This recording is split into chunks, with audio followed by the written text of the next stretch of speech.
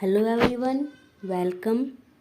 आज हम केमिस्ट्री में अपने एक और नए टॉपिक के साथ जिसका नाम है कंपाउंड दैट इज यौगिक।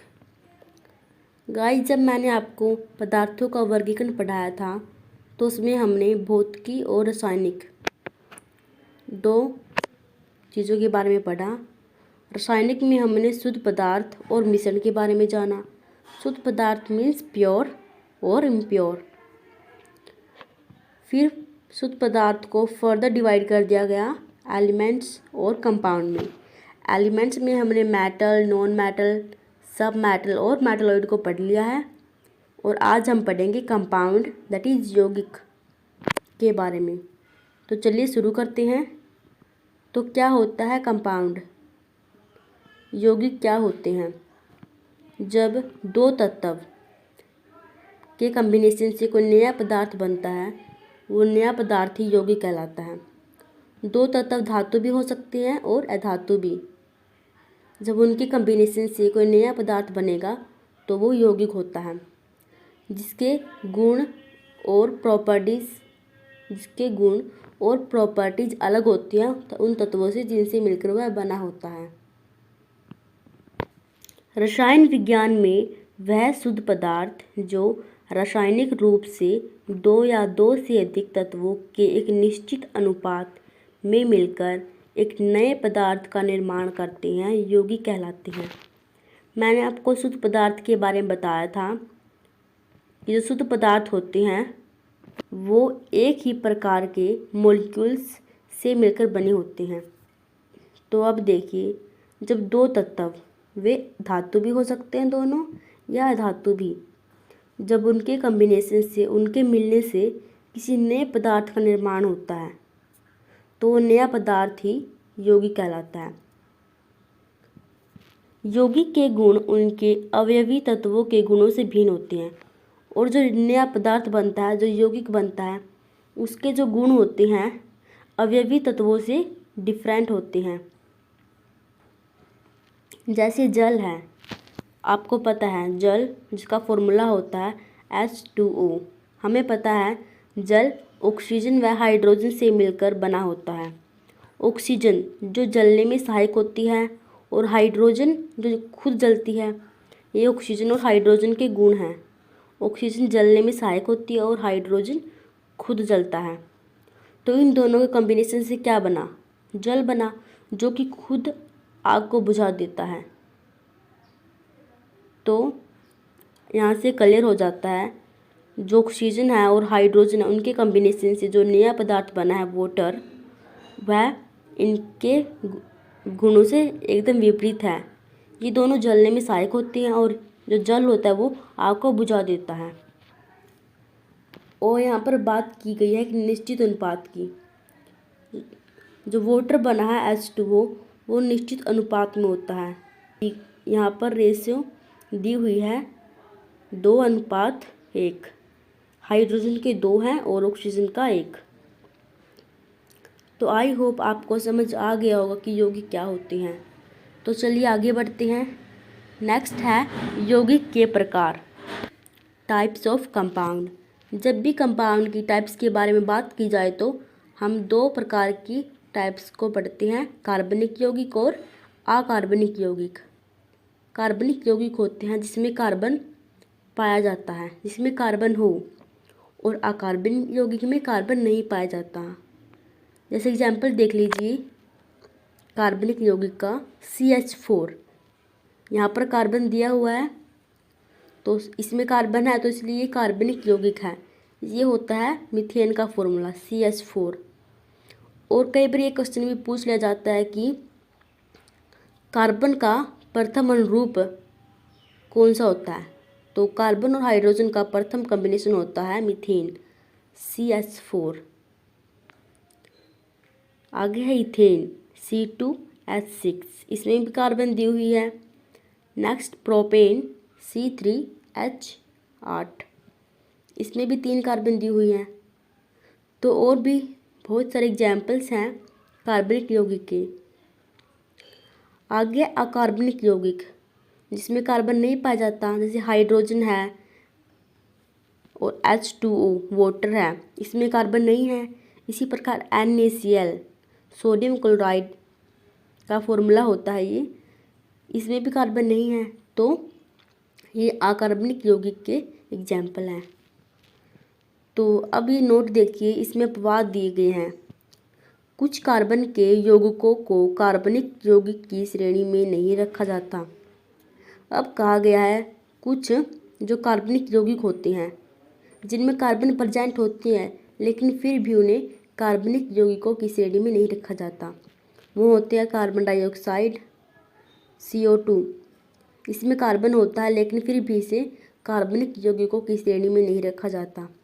नेक्स्ट है कार्बन मोनोऑक्साइड, इसका फॉर्मूला होता है CO, इसको भी कार्बन यौगिकों की श्रेणी में नहीं रखा जाता। आगे है कार्बोनिल डाइक्लोराइड, जिसका फॉर्मूला होता है COCl2, सिलिकॉन कार्बाइड SI होता है सिलिकॉन और कार्बाइड C। अगर किसी भी यौगिक CO3 है तो वह कार्बन नहीं होगा। अगर किसी भी यौगिक में CO3 आ जाए तो वह भी कार्बन यौगिक नहीं होगा।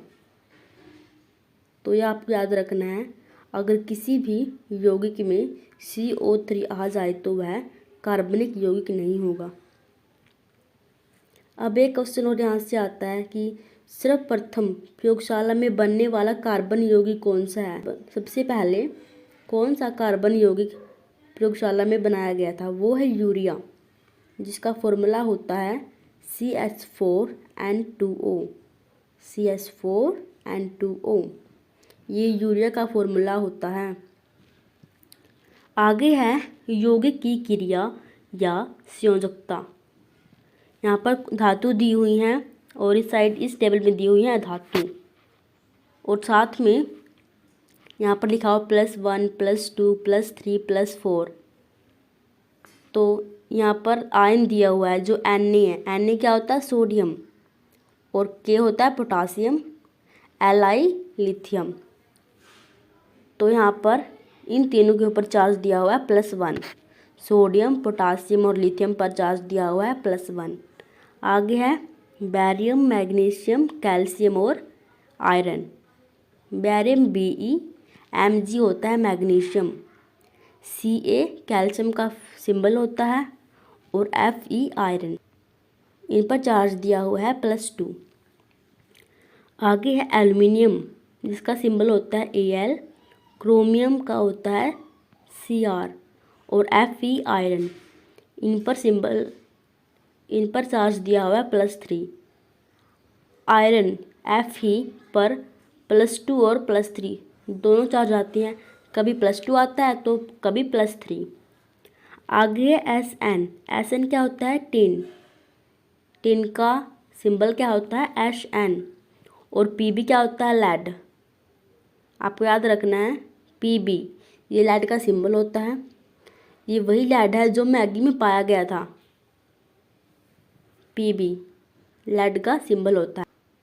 इन पर कौन सा चार्ज है, +4। तो आपको ये याद रखनी है कि किस धातु पर, किस मेटल पर कौन सा चार्ज है। और ये क्यों हम बता रहे हैं, हम क्यों पढ़ रहे हैं, ये हम आगे पढ़ेंगे।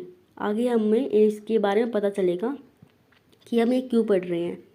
आगे फिर नॉन मेटल्स मीन्स अधातु है। अधातु में सारी गैसें दी हुई हैं, फ्लोरीन है, क्लोरीन है, Br ब्रोमीन है, आयोडीन है, हाइड्रोजन, ये सभी गैसें हैं जिस पर चार्ज दिया हुआ है -1, और -2 चार्ज किस पर है, ऑक्सीजन पर और सल्फर पर। N नाइट्रोजन और P फास्फोरस पर कौन सा चार्ज है, -3, और C कार्बन, Si सिलिकॉन, इस पर कौन सा चार्ज है, -4। तो आपको याद रखने हैं कि धातु पर कौन सा चार्ज होता है और धातु पे कौन सा। आगे है हाइड्रोक्साइड। अगर कहीं पर भी हाइड्रोक्साइड आ जाए तो वहाँ पर उसका फॉर्मूला होता है OH, जिस पर चार्ज होता है +1। फिर है नाइट्रेट होता है NO3, जिस पर चार्ज होता है +1। फिर है सल्फेट SO4 जिस पर चार्ज होता है +2। फिर थायोसल्फेट आता है जिसका फॉर्मूला होता है H2O3 जिस पर चार्ज होता है 2।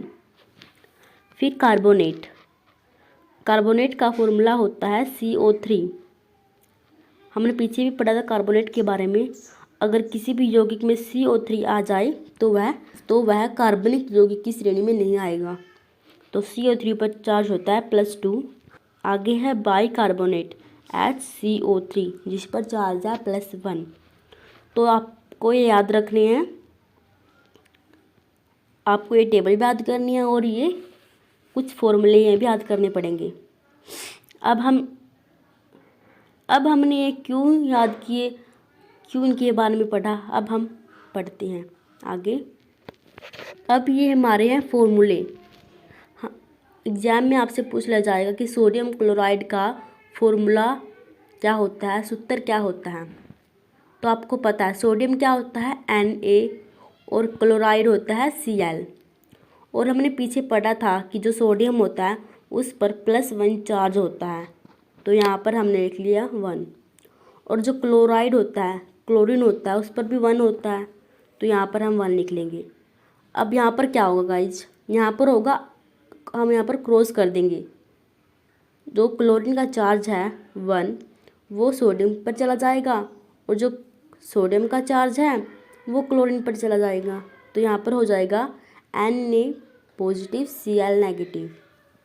इसी प्रकार देखिए सोडियम कार्बोनेट, यहाँ पर सोडियम क्या होता है Na, कार्बोनेट का फॉर्मूला होता है CO3। हमने सोडियम पर चार्ज हमें पता है 1 होता है और CO3 का हमने पढ़ा था 2। पीछे टेबल में हमने CO3 पर चार्ज पढ़ा था जो कि होता है 2। तो यहाँ पर भी हम क्रॉस कर देंगे इनको। जो CO3 का चार्ज है वो सोडियम पर चला जाएगा और सोडियम का चार्ज CO3 के पास, तो यहाँ से क्या बनेगा Na2CO3 Na2CO3 सोडियम कार्बोनेट का फॉर्मूला होता है ये। आगे है सोडियम हाइड्रोक्साइड, सोडियम Na और हमने पीछे पढ़ा था हाइड्रोक्साइड के बारे में जिसका फॉर्मूला होता है OH। तो यहाँ पर भी हम क्रॉस कर देंगे। हाइड्रोक्साइड पर जो आयन होता है वो होता है 1 और सोडियम पर भी 1 होता है, तो यहाँ पर क्रॉस करने से हमें क्या मिलेगा NaOH सोडियम हाइड्रोक्साइड।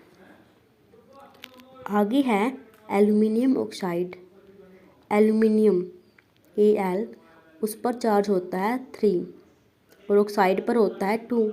यहाँ पर भी हम क्रॉस कर देंगे तो हमें क्या मिलेगा Al2O3।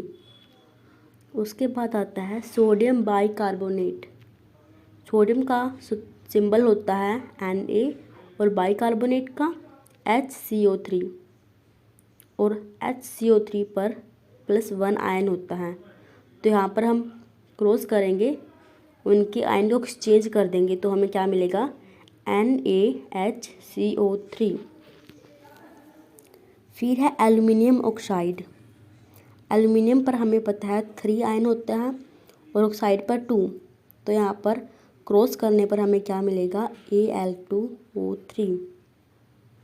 फिर है कैल्शियम सल्फेट, कैल्शियम पर हमें पता है 2 आयन होते हैं और सल्फेट पर भी 2 होते हैं, तो यहाँ पर क्रॉस लिंकिंग करने पर हमें क्या, तो यहाँ पर क्रॉस करने पर हमें क्या मिलेगा, जो SO4 का आयन है वो कैल्शियम के पास चला जाएगा और जो कैल्शियम का आयन है वो SO4 के पास चला जाएगा, तो यहाँ पर क्या बनेगा Ca2SO4 की ट्वाइस, तो यहाँ से बन जाएगा CaSO4। तो आज का लेक्चर हमारा यही ख़त्म होता है। अगर आपको वीडियो पसंद आया तो प्लीज़ वीडियो को लाइक करें, चैनल को सब्सक्राइब करें। अगर आपको इन सूत्रों में, फॉर्मूला में कोई डाउट है तो आप कमेंट सेक्शन में पूछ सकते हैं। Thanks for watching.